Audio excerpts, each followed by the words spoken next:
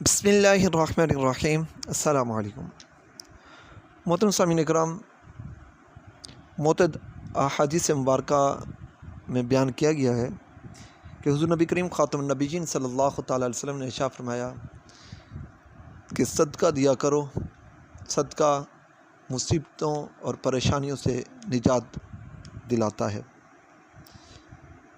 ایک جگہ پر ارشاد ہے کہ صدقہ دو، صدقہ بری موت سے بچاتا ہے۔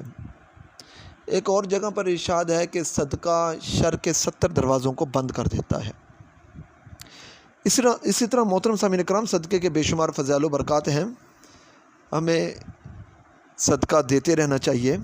حضرت سیدنا عطا رحمۃ اللہ علیہ اپنے والد سے روایت کرتے ہیں کہ ایک مرتبہ زمانے کے مشہور تابعی بزرگ حضرت سیدنا ابو مسلم خولانی رحمۃ اللہ علیہ کی زوجہ محترمہ نے آپ رحمۃ اللہ علیہ سے کہا کہ ہمارے پاس آٹا بالکل ختم ہو گیا ہے اور کھانے کے لیے کچھ بھی نہیں۔ آپ رحمۃ اللہ علیہ نے فرمایا اپنی زوجہ سے، کیا تیرے پاس کچھ رقم ہے جس سے آٹا خریدا جائے؟ تو آپ کی زوجہ محترمہ نے عرض کی، میرے پاس 1 درہم ہے جو اون بیچ کر حاصل ہوا ہے۔ آپ رحمۃ اللہ علیہ نے فرمایا، لاؤ وہ درہم مجھے دے دو، میں آٹا خرید لاتا ہوں۔ چنانچہ سیدنا ابو مسلم خولانی رحمۃ اللہ علیہ 1 درہم اور تھیلا لے کر بازار کی طرف گئے۔ جب دکان سے آٹا خریدنا چاہا تو اچانک ایک فقیر آیا اور اس نے کہا، اے ابو مسلم خولانی، یہ درہم مجھ پر صدقہ کر دو۔ آپ رحمۃ اللہ علیہ وہاں سے پلٹے اور دوسری دکان پر پہنچے۔ جیسے ہی آپ نے دوبارہ آٹا خریدنا چاہا تو وہ دوبارہ فقیر ہی آ گیا اور کہنے لگا، اے ابو مسلم خولانی، میں بہت مجبور ہوں، یہ درہم مجھ پر صدقہ کر دو۔ اسی طرح وہ فقیر آپ رحمۃ اللہ علیہ کے پیچھے لگا رہا۔ بالآخر آپ رحمۃ اللہ علیہ نے وہ درہم فقیر کو دے دیا۔ اب سوچنے لگے کہ وہ گھر والوں کو کیا جواب دوں، وہ تو خالی تھیلا دیکھ کر پریشان ہو جائیں گے۔ چنانچہ آپ رحمۃ اللہ علیہ ایک بڑھائی کی دکان پر گئے، وہاں سے تھیلے میں لکڑی کا برادہ اور مٹی بھری گھر کی طرف چل دیے۔ گھر پہنچ کر دروازہ کھٹکھٹایا، جیسے ہی دروازہ کھلا آپ رحمۃ اللہ علیہ نے وہ تھیلا گھر والوں کے حوالے کیا اور آپ رحمۃ اللہ علیہ گھر میں داخل ہوئے بغیر ہی واپس پلٹ گئے۔ آپ رحمۃ اللہ علیہ کافی پریشان تھے کہ جب تھیلا کھولا جائے گا تو اس میں مٹی اور لکڑی کا برادہ نکلے گا اور گھر والے آٹا نہ ملنے کی وجہ سے بہت پریشان ہوں گے۔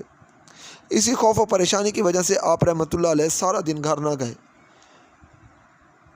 جب آپ رحمۃ اللہ علیہ کی زوجہ محترمہ نے تھیلا کھولا تو وہ نہایت ہی عمدہ آٹے سے بھرا ہوا تھا۔